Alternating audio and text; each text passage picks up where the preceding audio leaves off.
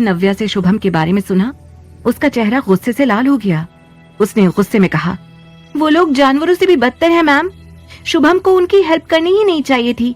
देखा आपने उन्होंने हेल्प के बदले शुभम के साथ क्या किया? उन लोगों को तो जेल होनी चाहिए। सारा अपने अंदाज में नव्या से बोले जा रही थी। वो बिल्कुल भी चुप नहीं हो रही थी। रोहन भी नव्या की बात सुन रहा था। उसने नव्या की तरफ देखते हुए कहा, मुझे यकीन है नव्या मैम, शुभम जरूर जीतेगा। रोहन और नव्या बात कर रहे थे, तब तक सारा ने एक पोस्ट शुभम सिंह के सपोर्ट में डाल दी थी। 3 दिन बाद शुभम ने प्रेस कॉन्फ्रेंस रखी थी, जिसमें काफी सारे जर्नलिस्ट्स आए हुए थे। कॉन्फ्रेंस शुरू होते ही अनगिनत रिपोर्टर्स अपने हाथों में माइक लेकर शुभम पर सवाल दागने लगे। जब से ये आरोप आप पर लगाया गया है, तब से आप किसी के सामने नहीं आए। इसके पीछे कोई वजह? क्या ये सच है कि आपकी आज तक कोई गर्लफ्रेंड नहीं रही? आपको बिल्कुल भी शर्म नहीं आई एक मासूम बच्ची के साथ इस तरह की हरकत करते हुए? क्या आप पर जो आरोप लगे हैं वो सच है?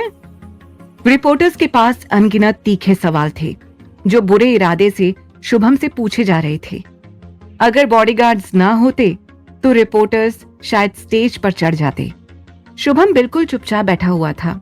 वो किसी भी सवाल का जवाब नहीं दे रहा था, लेकिन शुभम के जवाब ना देने पर भी रिपोर्टर्स सवाल पूछना बंद नहीं कर रहे थे। सवाल और भी तीखे होते जा रहे थे। तभी शुभम अचानक से खड़ा हुआ और अपना मोबाइल उठाकर खांसने लगा। शुभम को इस तरह देखकर सभी लोग अपने आप तुरंत चुप हो गए। सॉरी, मैं आप लोगों के किसी भी सवाल का जवाब नहीं दे सकता। मैं इस मामले की सच्चाई आप लोगों को दिखाना चाहता हूँ। कहने के बाद शुभम थोड़ी देर के लिए चुप हो गया। फिर उसने सबकी तरफ देखकर आगे कहा, उससे पहले मैं उज्जवल जैन को यहाँ बुलाना चाहता हूँ। शुभम के कहते ही सभी आसपास देखने लगे।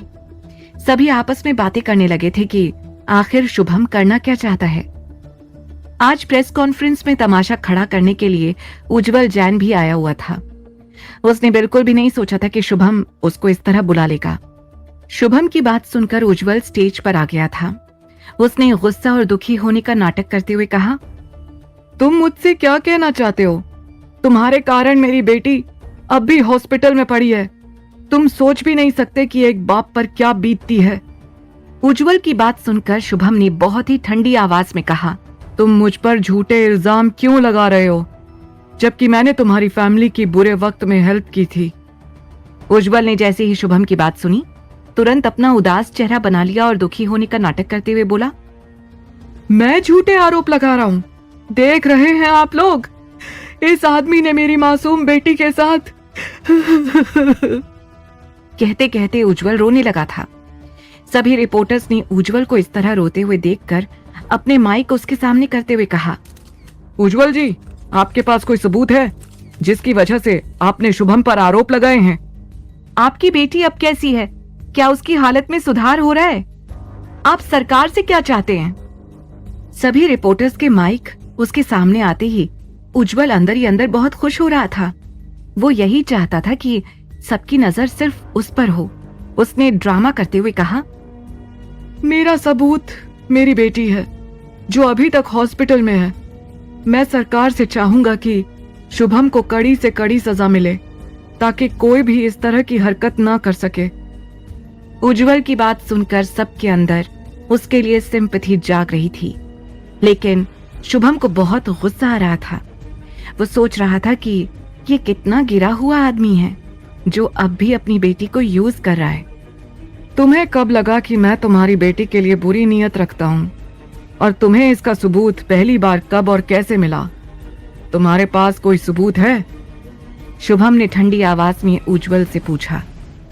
मुझे 1 हफ्ते पहले पता चला। मेरी बेटी तुमसे बहुत डरी हुई थी और वो कुछ दिनों से बहुत परेशान थी।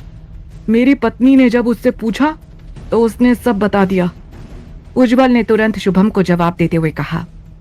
वो सभी तरह के सवालों के लिए पहले से ही तैयार होकर आया था। जब आपको ये सब पता चला तो आपने तुरंत पुलिस को बुलाकर इन्वेस्टिगेशन क्यों नहीं करवाई? शुभम ने उसकी आंखों में देखते हुए पूछा।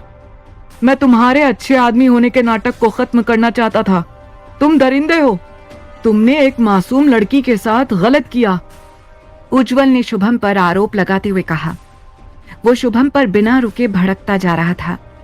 वो चाहता था कि शुभम की किसी भी बात को अब सुना न जाए। अशोक चौहान ने उज्जवल को अच्छी तरह से सभी सवालों के जवाब देने के लिए तैयार किया हुआ था।